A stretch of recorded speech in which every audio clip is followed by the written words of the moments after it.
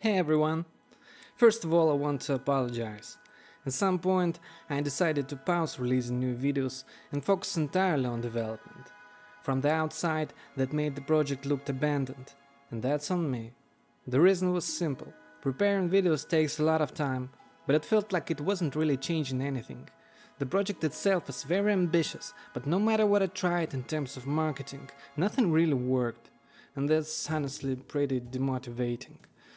So I set a goal for myself, push the project all the way to a public demo first, and right after, invest serious time and energy into promotion. Right now, the biggest problem the project has is visibility. That's actually the main reason why development feels so slow. My ideal plan was to get Patreon support roughly equal to my salary, quit my job and work on the project full time. But that never happened. On top of that, I had some serious issues with my job recently and I was living off my savings while looking for a new job or side work. As you can imagine, that had a huge impact on development speed. But things are stable again now. Alright, let's talk about what's new. The biggest update by far is the bots. In the last video, their brains were temporary and they were basically doing random actions. That's no longer the case. The entire system has been rewritten from scratch. Making good bots for a game that is this open-ended and creative is honestly hardcore level difficult. Think about it. As a player, you can create your own scenarios, quests, skills, classes, professions, basically anything, and the bots have to understand how to play in that world. Not just randomly, but intentionally, finding value and points of interest, avoiding danger, exploring, learning, and behaving like a real human player would. I genuinely believe I've gotten pretty close to that. Technically, everything is built around the concept I call activities, which issue instructions. Let me explain with examples. Just logged in activity. This is the very first activity when a character spawns.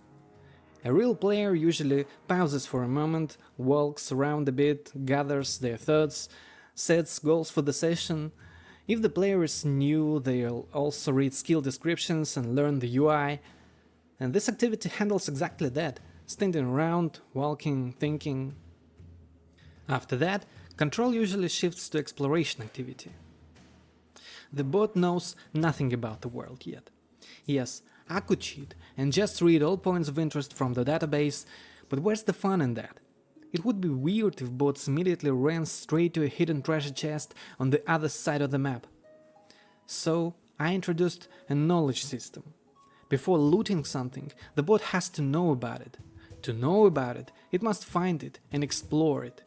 In the future, I imagine bots may even learn things from chat sharing their knowledge. Exploration activity issues instructions to explore every unexplored chunk of land. Each area contains 256 chunks, including mountains, oceans, and unreachable zones. The goal is to explore everything that can be explored, and to do it in a visually believable way. No sudden sharp turns, occasional stops, more natural movement. If a bot sees an object with some kind of function, it knows something is there, but not what exactly. Just like a human player. For that, there's function explore activity. It tells the bot to investigate unknown functions. Once explored, that function becomes fully known and can be used by other activities. For example, questing activity. This handles accepting quests, progression through them, and deciding which quest is worth doing right now. Main quests are known from the start because they're in the journal. Side quests have to be discovered first. Next up is dialogues. Dialogues can be lore only, but they can also unlock mechanics. For example, a teleport might be unusable until an NPC teaches the player about it. This is handled by dialogues function activity, which makes bots read unread dialogues. Once read, that knowledge is stored permanently. For uneffect functions like healing or status buffs, there's effect functions activity. It dynamically evaluates whether using a known object makes sense at the moment, taking distance into account. If the bot is injured, it might prefer healing Altair over resting if it's effective and nearby. If no healing object is nearby, resting activity kicks in. It finds a safe spot away from aggressive monsters where the bot can sit down and recover health and mana. Now, what if a bot wants to use an altar, but it's guarded by monsters? That's where kill priority activity comes in. It monitors planned instructions and can intercept them. Instead of blindly running into aggro range, the bot prepares, heals, buffs, clears the area, and only then uses the function. Every fight is also remembered. At first, bots know nothing about monsters and only judge them by levels. After the first fight, they start estimating their real chances against that type of enemy. Different classes experience difficulty differently. That's normal.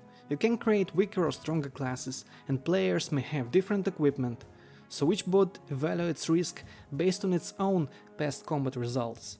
If it decides a monster is too dangerous, it may avoid the fight, or even avoid the guarded function entirely. If there are no interesting quests, or the bot just doesn't feel like questing, it can switch to exp farm activity. This activity looks for monsters that give good experience without being too dangerous, with bonus points if they drop valuable loot. The bot picks farming spot and goes to work. Loot collection is handled by take-drop activity. Bots can loot after each kill or collect everything after clearing a group. And they don't blindly grab everything. If inventory space runs out, the bot has to decide what's more valuable, leaving loot behind or throw away its own items. And this takes time, during which the bot is vulnerable.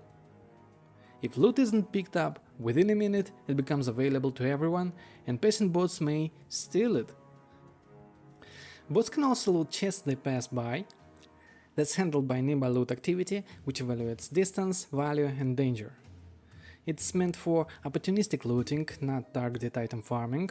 That's another activity. Respawn points can be public, unlockable, or even purchasable. Deciding whether to unlock or buy them is handled by respawn point activity. When the bot resurrects, just resurrected activity evaluates the situation. If it's in a dangerous area, it may rest.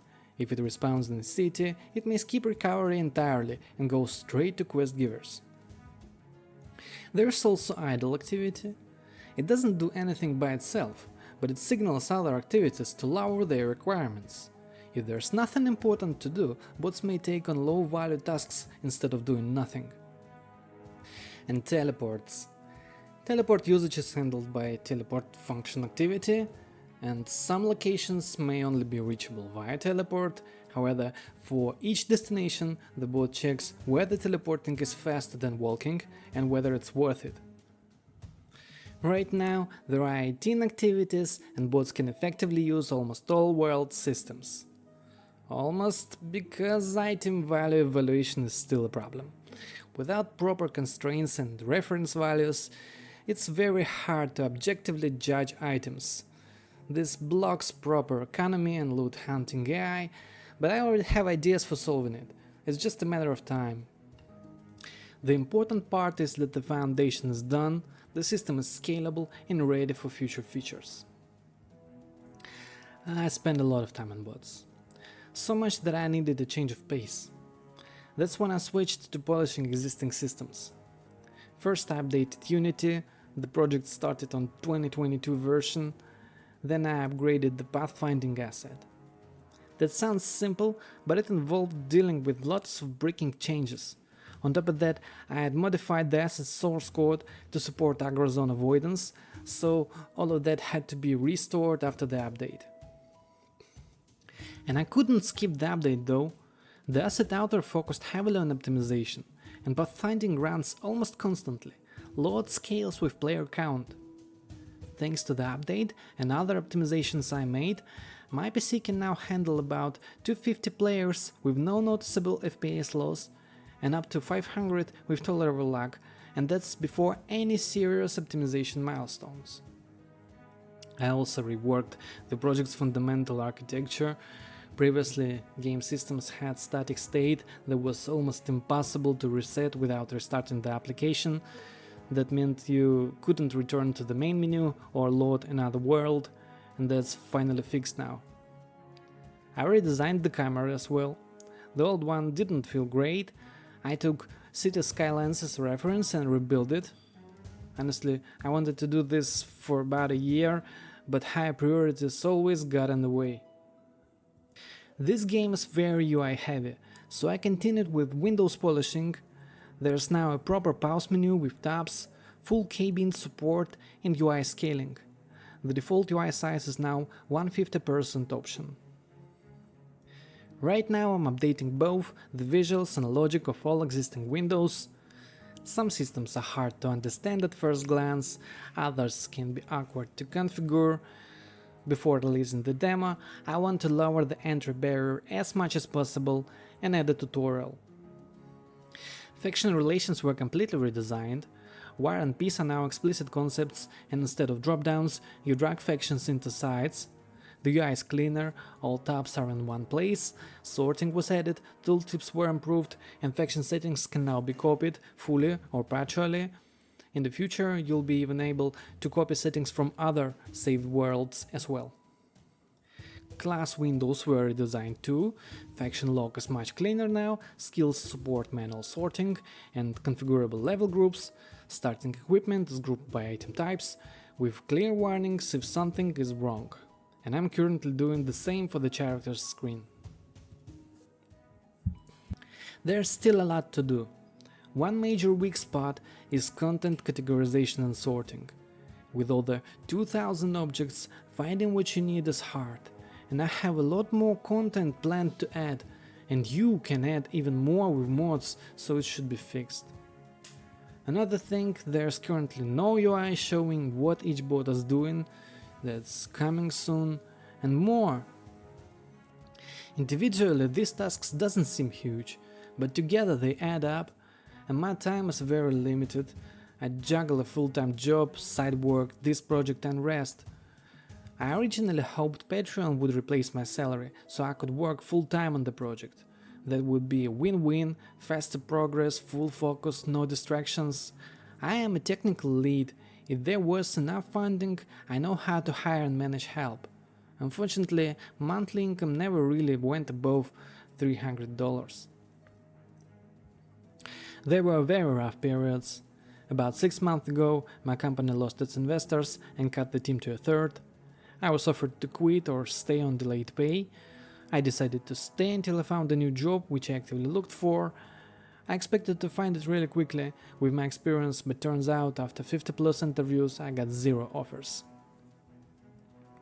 After 3 months, the company recovered, salaries resumed and debts are slowly being repaid, but the feeling of safety is gone. These days losing income is scary. Still, I believe in this project. I believe it has huge potential, it just needs visibility. Difficulties doesn't matter. I keep writing weekly changelogs and moving forward no matter what. And so I wish you in the new year, don't give up and keep moving toward what you want. Subscribe to the channel, add the game to your wishlists, join the Discord, early access is available on Patreon, all links are in the description. Have a great day, see you next time.